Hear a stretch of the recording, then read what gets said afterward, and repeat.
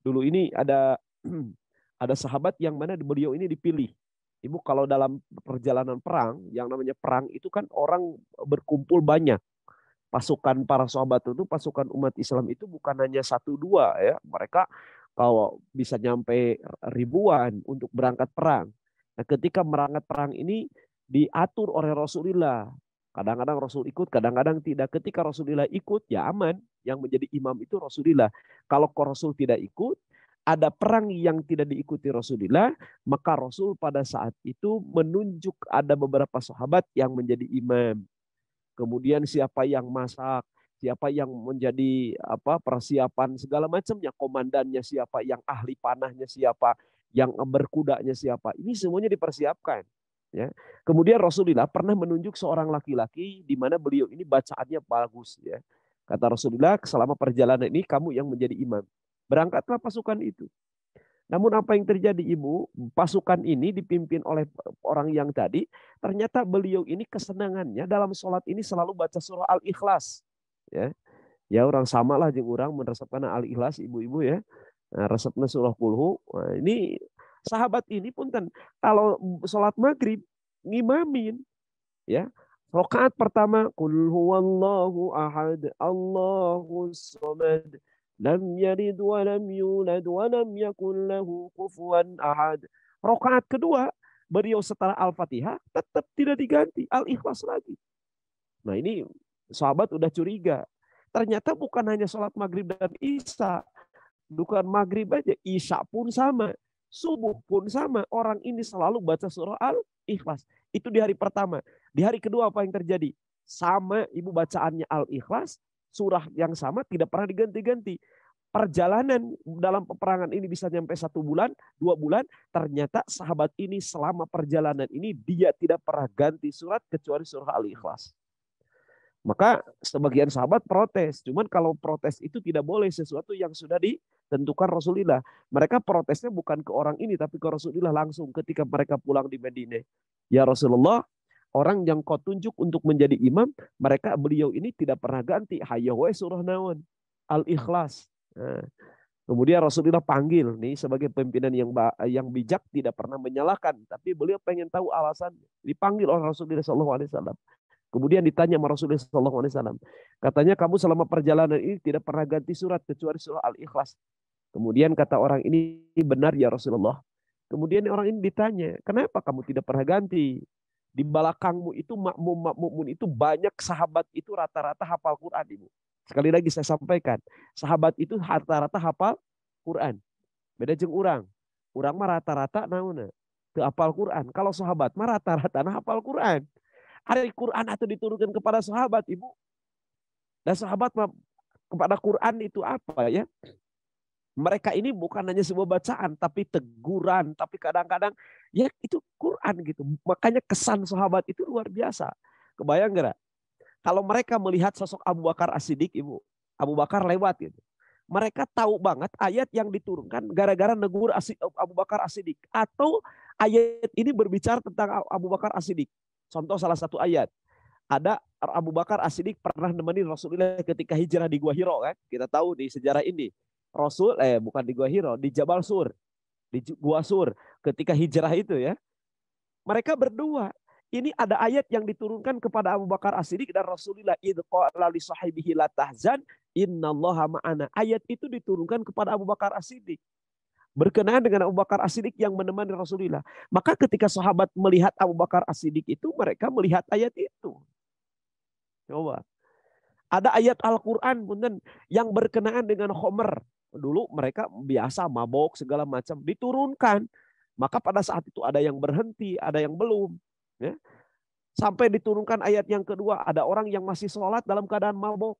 Nah, ditegur oleh Allah. Mereka itu kesan kepada Quran beda gitu. Maka sekali lagi saya sampaikan, rata-rata sahabat itu apa? Quran. Nah, sebaliknya diurang, rata-rata itu apa? Quran. Ya. Nah ini punten, sahabat ini kata Rasulullah, beliau kata Rasul, sahabat-sahabat kita ini banyak yang hafal Quran. Kenapa kamu tidak ganti? Hayo surah Al-Ikhlas. Apa sahabat ini alasannya? Argumennya begini, Bu. Ini argumennya yang bikin malaikat pun turun kepada mereka, pada Rasulullah SAW.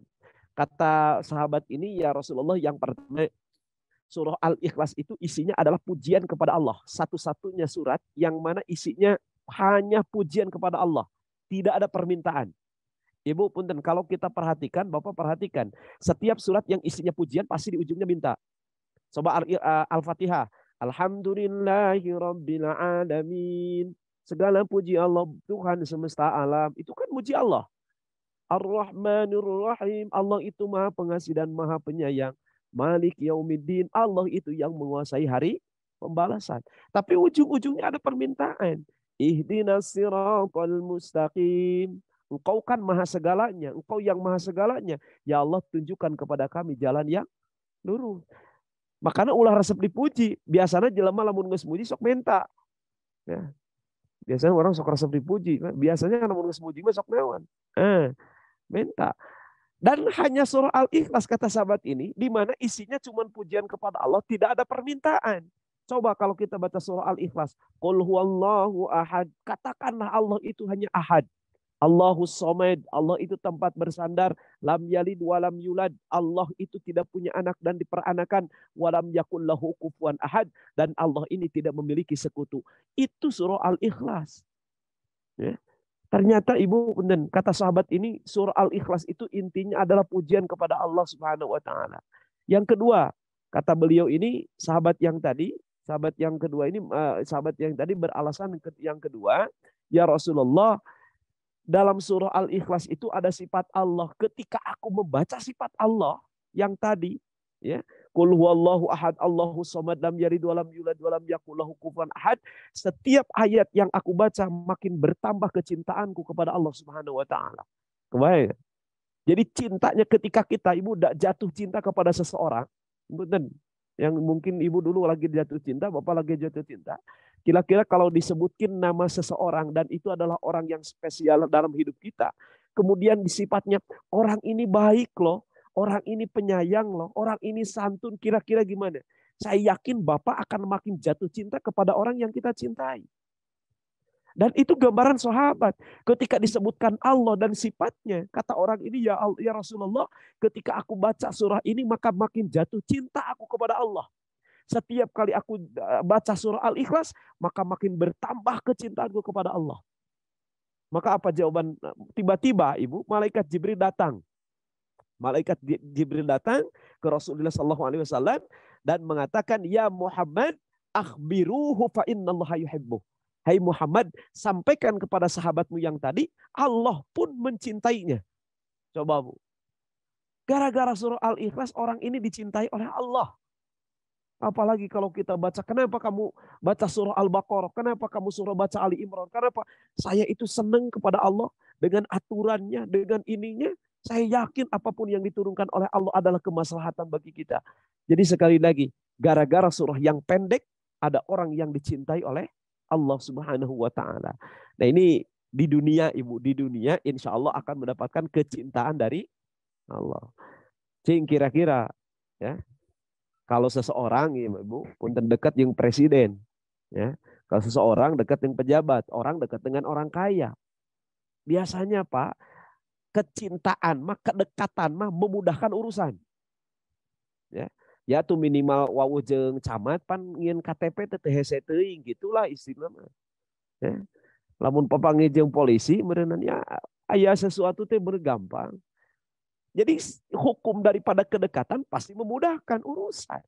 Kebayang nggak kalau kita sudah dekat dengan Allah? Kira-kira urusan naon anu teu bisa diurus ku Allah? Jangankan urusan kita, kitanya pun diciptakan oleh Allah. Artinya kalau kita pengen mendapatkan urusan kita dipermudah oleh Allah, maka dekati Allah. Dan salah satu pendekatan pengen dekat dengan Allah itu baca Quran. Sekali lagi, rumus kedekatan memudahkan orang, dimudahkan. Urusan kita mudah.